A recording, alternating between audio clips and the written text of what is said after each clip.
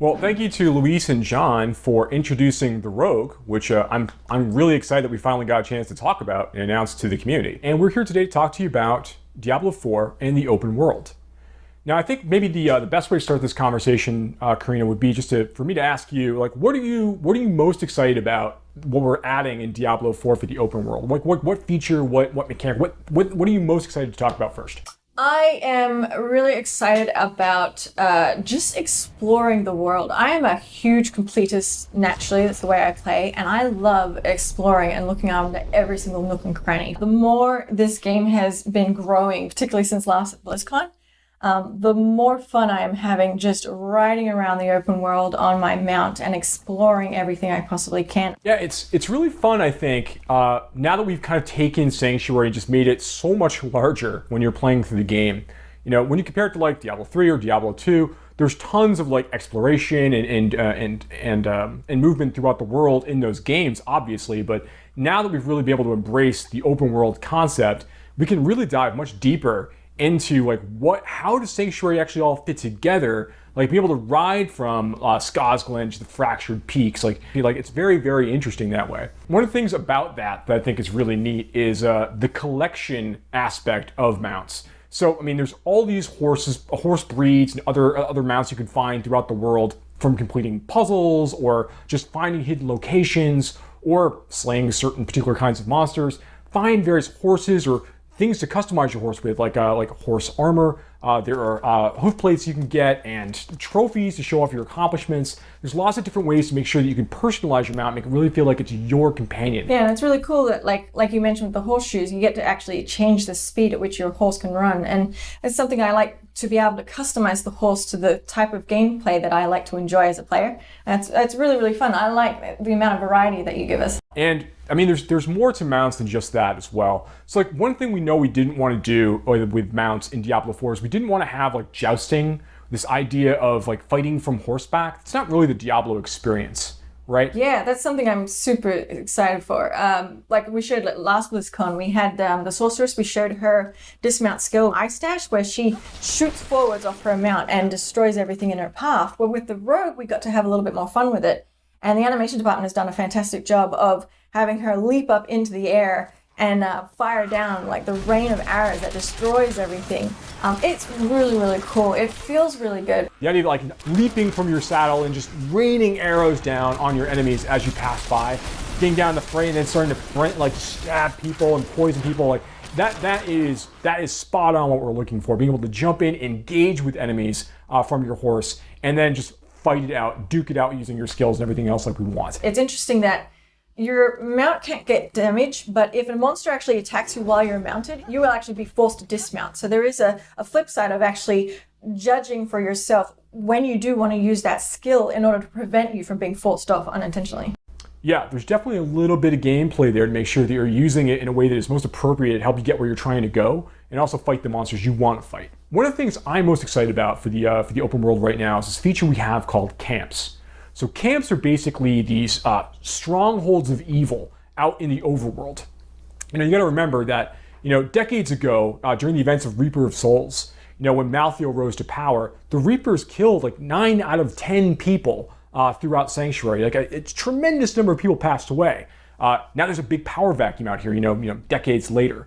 And these monsters have started to move into these places.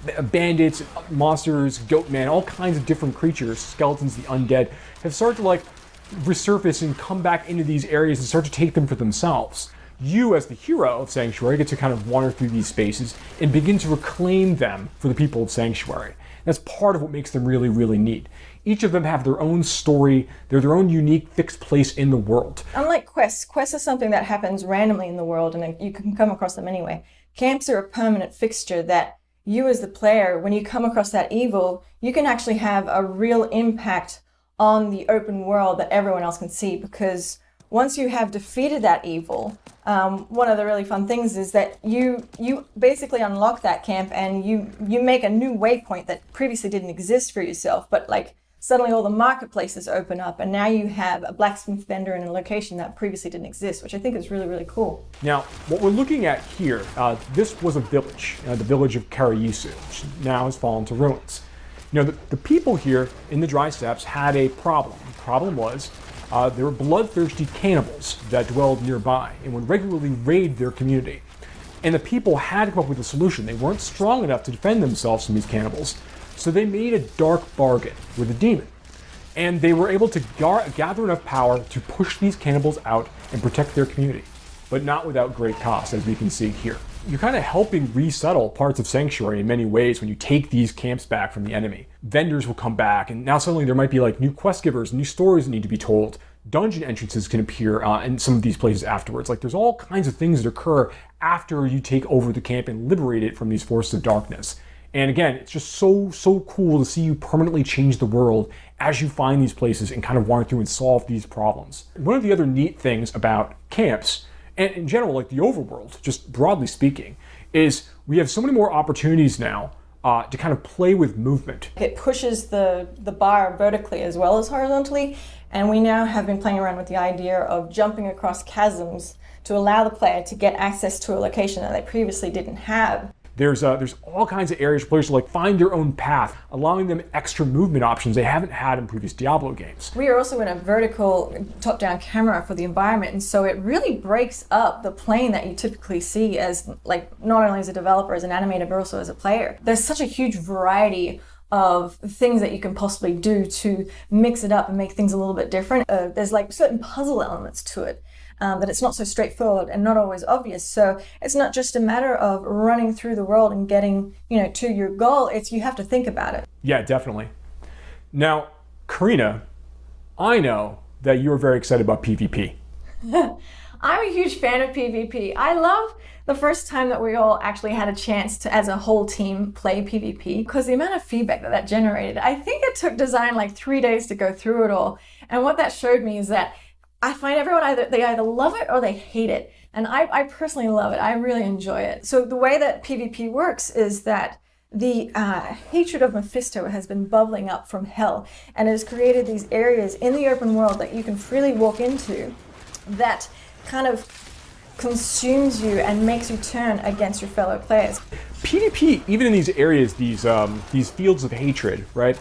Even in these spaces, it's not like mandatory. So these are optional places players can choose to go to kind of collect shards of hatred that they can collect from like killing monsters, from completing events, opening chests, all kinds of ways to earn these things, not necessarily just killing players. And as you earn these shards of hatred, they're kind of in an unpurified state. They're in a basic state. You need to bring them to a purification event in order to turn them into a currency that you can then use in the nearby like small encampments around the fields of hatred. And what's really neat about that is that when you're trying to purify these things, that's when everybody nearby finds out and hears like, oh, okay, well, someone's actually trying to complete a purification ritual. We need to go and kill those players and take all of their shards before they finish. But once you purify them, they're yours. You can't lose them. But before they're purified, they're free game. Yeah, I think it's really important to note that like even if you don't want to engage with other PvP players, you can actually explore those areas and collect the shards of hatreds from specifically monsters. But the second you need to then turn them in and purify them into a currency where you can spend them on gear, trophies, and other content, you actually are hostile yourself and actually can be attacked during that single moment. But I think that really creates a lot of opportunity for you to team up with friends for just that one little moment in order to gain the reward that you spent so much time collecting. So you called out earlier that the shards of hatred are used for like some of the vendors you can find in the fields of hatred. There are some special vendors that only kind of arrive in these areas. They'll have special costumes or new mounts and weapons and things along those lines. Nothing that's like strictly more powerful than stuff you can get in other parts of the game, but stuff that really like speaks to your desire as a PvP player. And I think one of the things that's really kind of neat about the system in general is that as a player, if you choose to go hostile, betray other players that are near you, try to get as many shards of hatred as you can, you're going to slowly begin to kind of like infuse yourself with that same curse of Mephisto. And you're going to become a vessel of hatred. Now, once you do that, everyone within a very large radius of you is going to be able to see you as a threat on the map. And they're going to get a bonus for killing you. So when that occurs, you have a set amount of time you need to survive. And if you're able to do that without running away or jumping in a town portal and trying to escape, if you're able to do that and finish that period and manage to escape or defeat your people who are coming to try to destroy you, you're going to get a really big bonus at the end. And that's been really, really exciting to watch in our playtests already, as people are like kind of wrestling for this status and then trying to defend it once they actually achieve it. Yeah, and there's also the ears that you get to collect as a trophy. It harkens back to D2, where I think you could sell the ears for 1 gold. I don't know if we're going to be doing that. I know we were playing around with them as a currency at one point, but I think right now it's just a cool trophy that you get to collect and show off. Yeah, right now, very, very cool trophy. The thing was really neat about the Diablo 2 ears, like you could fill up your whole inventory with them, obviously, but being able to see like the people that you took the ears from, like seeing their character names on there, was always like the interesting, fun part. Kind of like proof, like, yeah, I got that person that time, right? So we want to make sure that we embrace that aspect of it. That's the important part for us. I think that's going to be a really, really great callback to Diablo 2 PvP. Right, yeah. So I love where PvP is going, and I love that it is such it's only one part of how large and open the world is, and really harkens back to the adventurer in me when I play the game. How do you feel? I'm super excited as well. I mean, there's so much to look forward to in Diablo 4 right now. Like what we talked about today just scratches the surface. In general, as a Diablo fan, there's a lot to be looking forward to in the franchise in the future. Thank you so much for watching today. We look forward to speaking to you more about this game and others in the future.